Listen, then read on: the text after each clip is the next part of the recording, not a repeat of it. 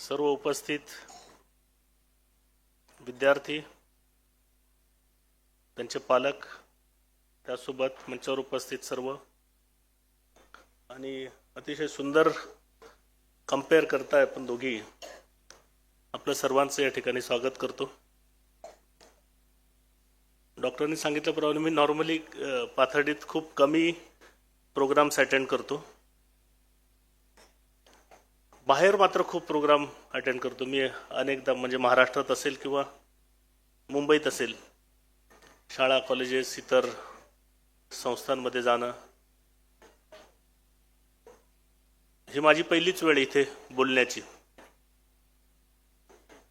आणि मला असं सांगितलं की मी आधी विचारत होतो, विद्यार्थ्यांना मार्गदर्शन करायचं असेल तर वेगळं असेल आणि पालकांना करायचं असेल तर वेगळं असेल, त्यामुळे नेमकं काय करायचं आहे असू दे करतो.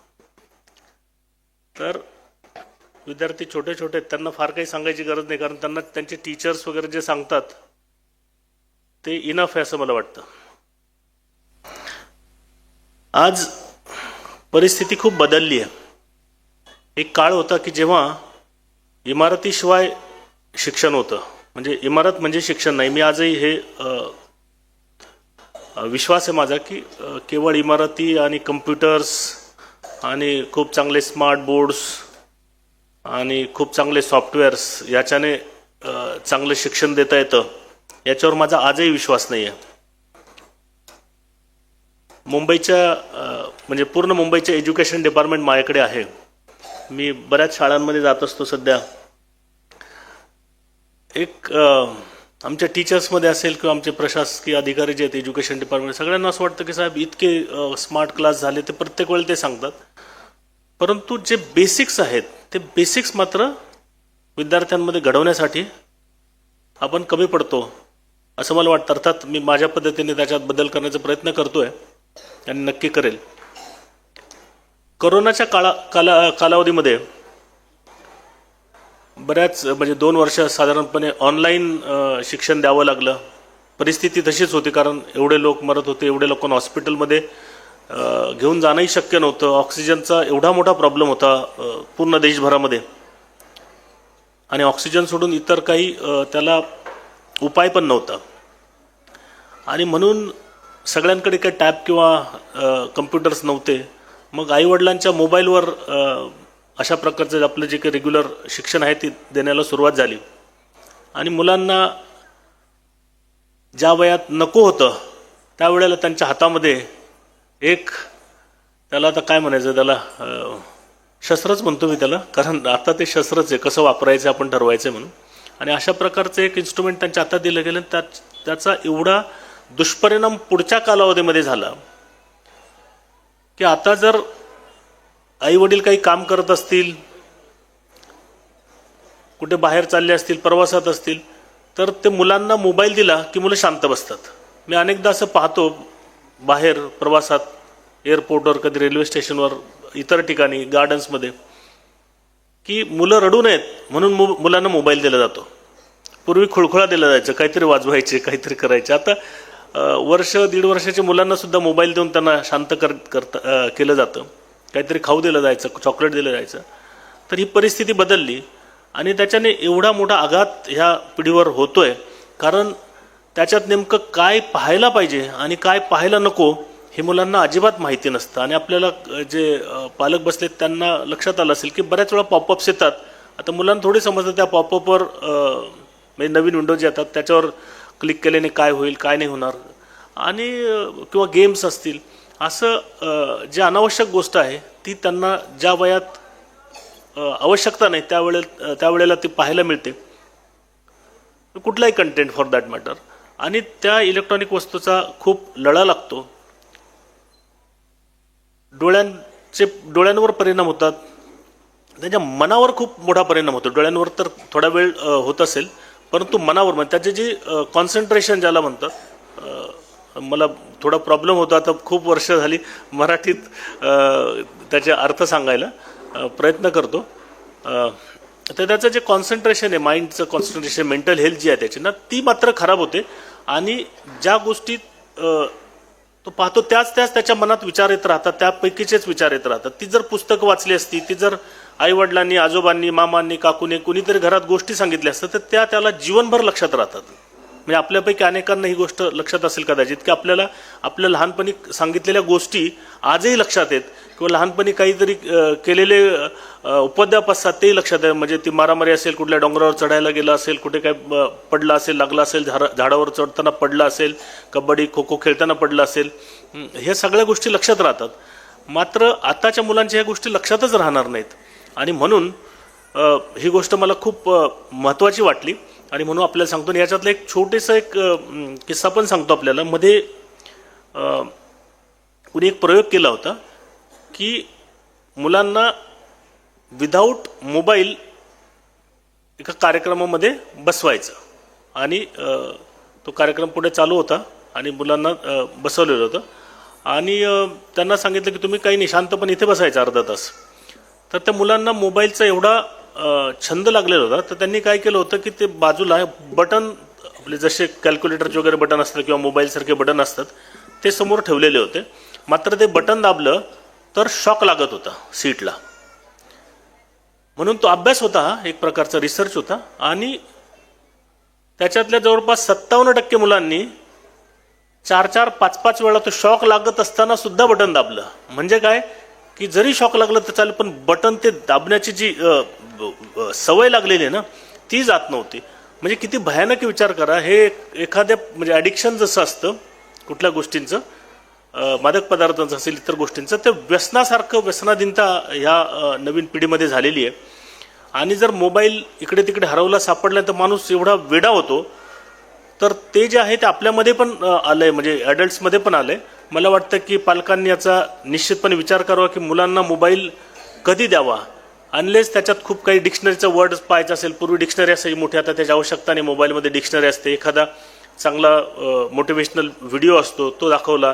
कधी आईवडिलांना एखादी गोष्ट आवडली, ती मुलांना दाखवायची, ती दाखवली, तर मला वाटतं त्याचा उपयोग होतो. मात्र मोबाईलपासून मुलांना दूर ठेवण्याचा प्रयत्न केला पाहिजे. मुद्दाम मोबाईलबद्दल मी ही गोष्ट सांगितली. आता एज्युकेशनवर बोलतो. मला 20 मिनटं सांगितलं, पण मी वेळ जास्त घेणार नाही. मी त्याच्या आधीच 5 मिनटं थांबायचा प्रयत्न करतो. आताच्या एज्युकेशन सिस्टममध्ये एवढी फिअर्स कॉम्पिटिशन आहे, इतकी जादा स्पर्धा सुरू झालेली आहे आणि सगळी स्पर्धा मार्कांसाठी आहे.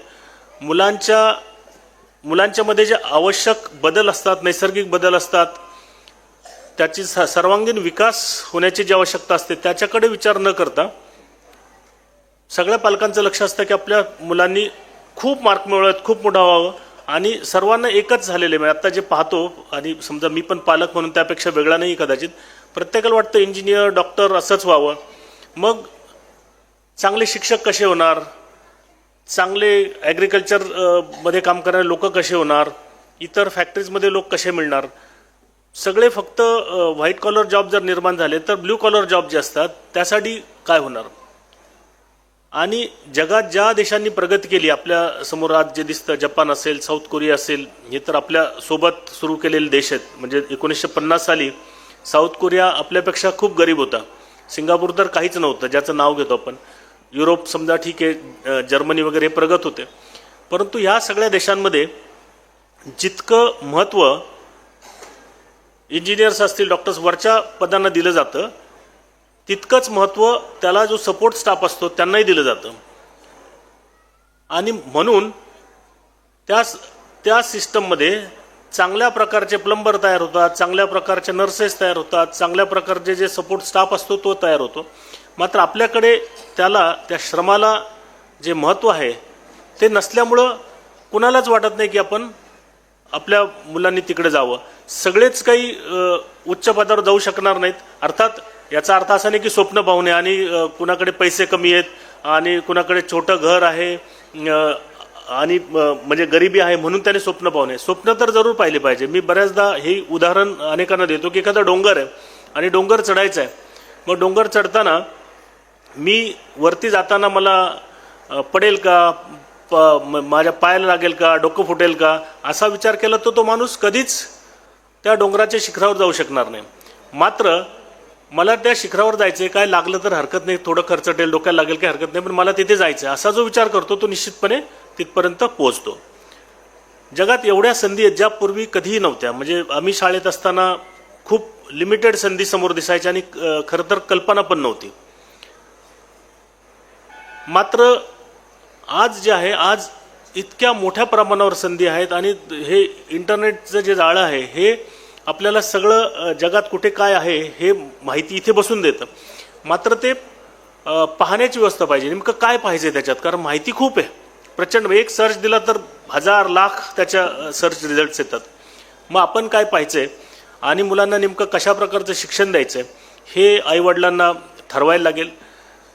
बऱ्याचदा काय होतं की आईवडिलांच्या ज्या अशा अपेक्षा होत्या आयुष्यात त्या झाल्या नाहीत आणि म्हणून त्या मुलांमार्फत पूर्ण करण्याचा प्रयत्न करतात.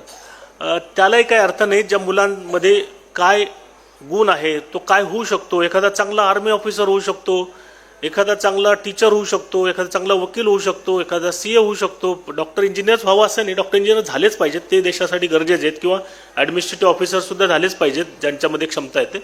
परंतु ते नाही झालं तर मग आयुष्यात फेल्युअर झालं आणि त्या मुलांना अशा प्रकारे बऱ्याच वेळा होतं, पालक तुझं काही कामाचं नाही, तुझा काही उपयोग नाही, बघ शेजाऱ्याचा किती मोठा झाला, तू असाच राहिला. मग त्या मुलाला त्याने डिस्करेज केलं जातं. खरं तर तो त्या पर्टिक्युलर परिस्थितीत फेल्युअर का झाल्याचे अनेक कारणं असू शकतात. मात्र त्याच्याकडे लक्ष न देता कंपॅरिझन करून दुसरा कसा मोठा झाला आणि मग तू का झाला नाही आणि मग ते काहीच काम करत नाहीत. आज आपण पाहतो कितीतरी ग्रॅज्युएट पोस्ट ग्रॅज्युएट झालेले लोकसुद्धा गावागावात बसलेले दिसतात. पूर्वी अशी परिस्थिती नव्हती, कारण शिक्षण कमी होतं. तरीसुद्धा जे शिक्षण होतं ते नोकरी करत होते, नाहीतर शेती करत होते, काहीतरी करत होते. पण आज काय होतंय की आज लवकर फ्रस्ट्रेट होतो माणूस. म्हणजे एखादी गोष्ट लगेच मिळाली नाही तर तेवढ्यापुरतं लगेच त्याला फ्रस्ट्रेशन होतो, सोडून देतो. अरे काहीतरी गडबड झाली, मग तो व्यसनाधीन होतो, काहीतरी गडबड होते.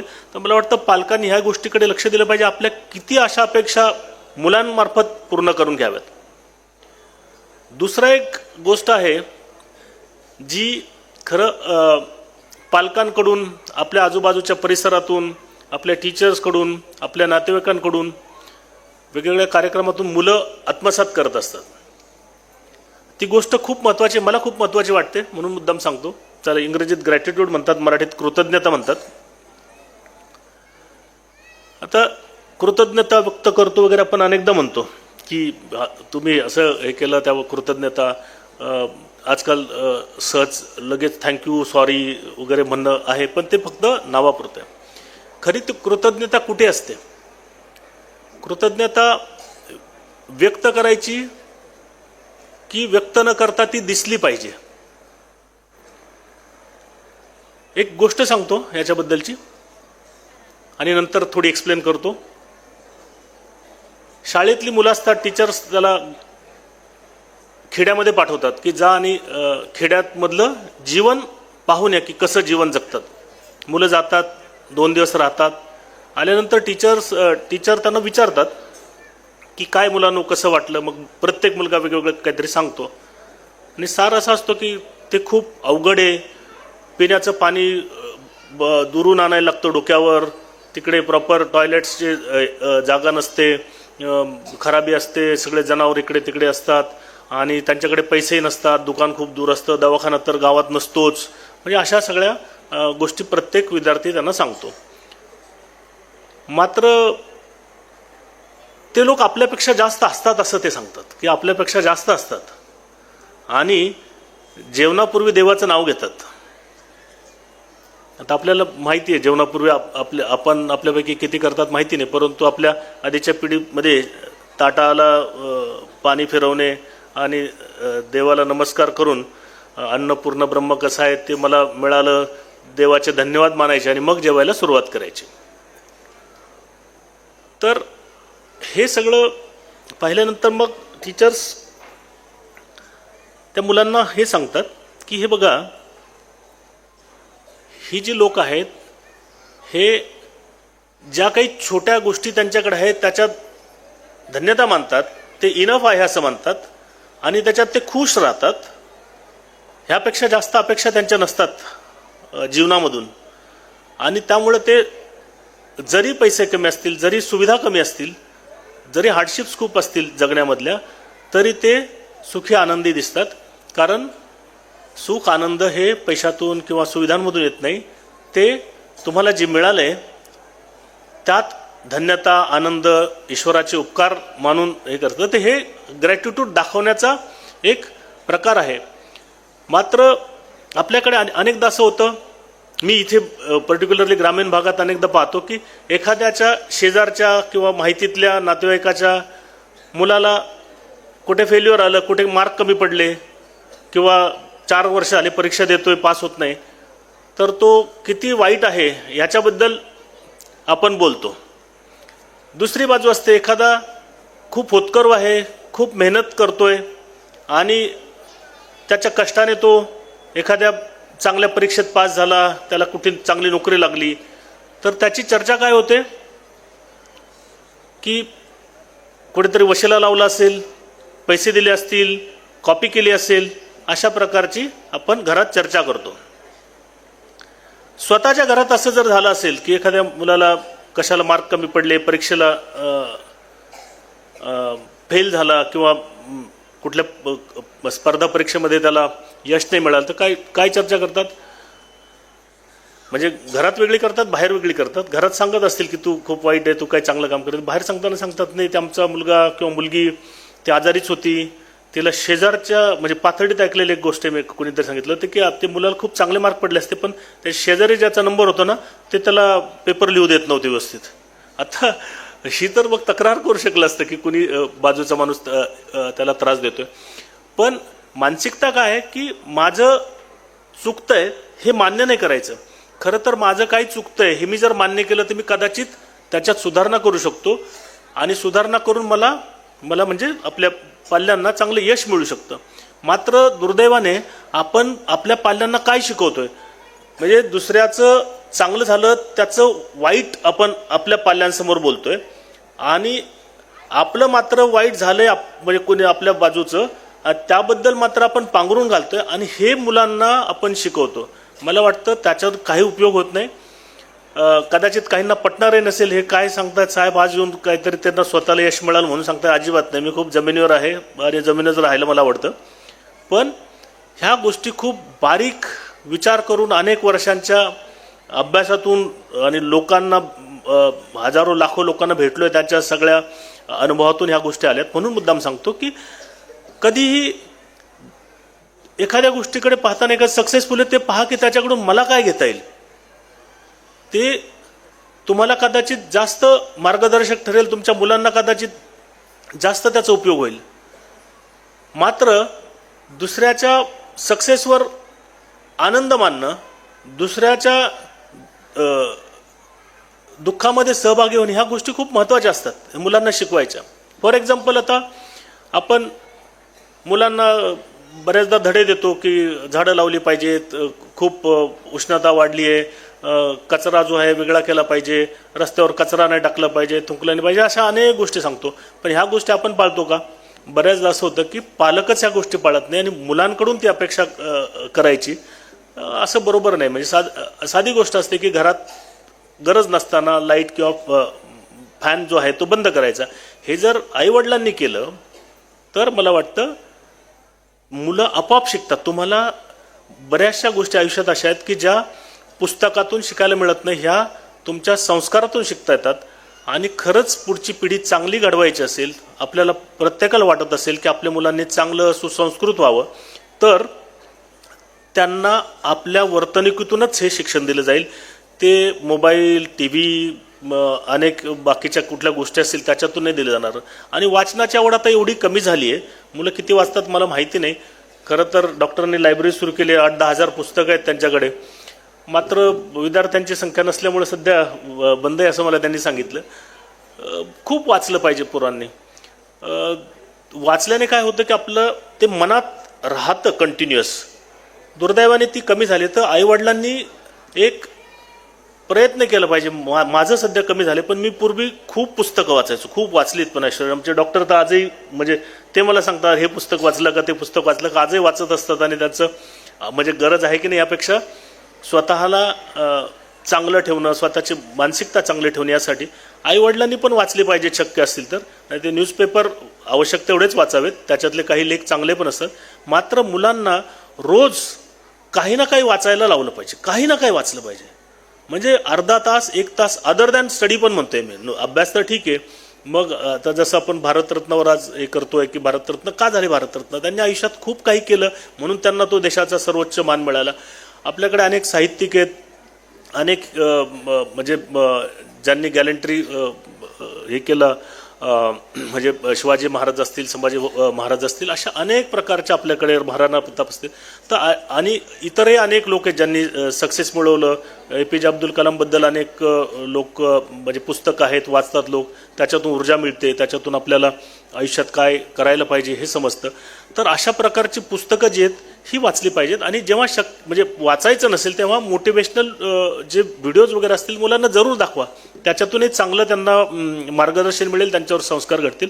मात्र संस्कार चांगले नसतील आणि मुलं कितीही हुशार असतील, अभ्यासात कितीही प्रगती केली, तर कुठेतरी जाऊन गडबड होते आणि तो माणूस सक्सेसफुल माणूस होऊ शकत नाही, तो यशस्वी माणूस होऊ शकत नाही संस्कार नसतील तर. त्यामुळे मुलांवर योग्य संस्कार केले पाहिजेत. शेवटची एक 2च मिनिटात गोष्ट सांगतो मुद्दाम संस्काराबद्दलची आणि थांबतोय मी. आत्ता जपानमध्ये काय झालं की अनेक लोक लग्नच करत नाहीत, जे करतात ते एखादाच मूल होतं आणि त्यामुळे जपानची लोकसंख्या खूप कमी झाली. मग त्यांच्या पुढे प्रश्न आहे की आता हे एवढ्या लोकसंख्येला जे काही सपोर्ट लागतो, डॉक्टर्स असतील, इकॉनॉमी सांभाळायला इंजिनियर्स असतील, फायनान्शियल लोक असतील, टीचर्स, हे आणायचे कुठून? म्हणजे आत्ता आजच्या घडीला जपानमध्ये जवळपास 40 लाख लोकांची कमतरता आहे. मग ते हे आणायचे कुठून? मात्र प्रश्न असा आहे की लोक मिळतील, पण एवढे लोक जर आणले तर आपल्या संस्कृतीचं काय होईल? म्हणजे किती मोठा विचार केला जातो पहा, की जर कारण त्यांची संस्कृती खूप म्हणजे साचेबद्ध संस्कृती जपानीज लोकांची, ते एवढं काम करतात, एवढं मन लावून काम करतात, प्रत्येक कामाचं एवढं प्लॅनिंग करतात.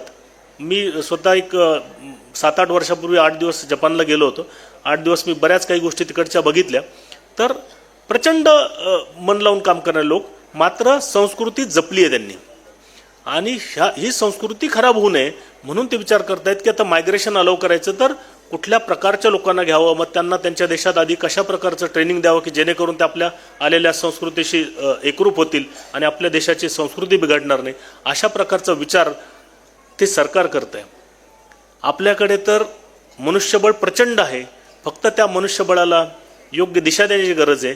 विद्यार्थ्यांना आज जे घडवाल, जसं ते कुंभाराचं मटकं जसा आकार देईल तसं घडतं, सगळ्या प्रकारचे आकार त्याच्यावर त्या व्हीलवर देता येतात, तसं आपल्या मुलांना काय संस्कार द्यायचे त्या आईवडिलांनी, त्याच्या आजी आजोबांनी, त्याच्या आजूबाजूच्या लोकांनी, त्याच्या टीचर्सनी सगळ्यांनी ठरवायला पाहिजे. आणि मला वाटतं म्हणजे आज मला जे काय सांगायचं याच्यात एवढंच सांगायचं आहे की आपल्या मुलांना योग्य संस्कार द्या, ते नक्की अभ्यास करतील, त्यांना त्यांच्या मनाप्रमाणे खेळू द्या, पडू द्या, झाडावर चढू द्या, मैदानी खेळ खेळू द्या, मात्र त्यांना घरात बसून त्या मोबाईल, त्याच्यानंतर TV वगैरे ह्याच्यापासून जेवढं शक्य असेल तेवढं दूर ठेवण्याचा प्रयत्न करा.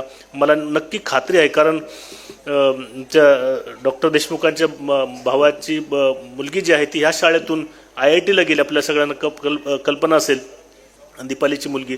तर असं नाही की इथं बसून हे करता येत नाही. ज्याच्यात हिंमत आहे, ज्याच्यात जिद्द आहे, त्याच्यात आपल्यापैकी ह्या सगळ्याच मुलांना चांगलं यश मिळेल.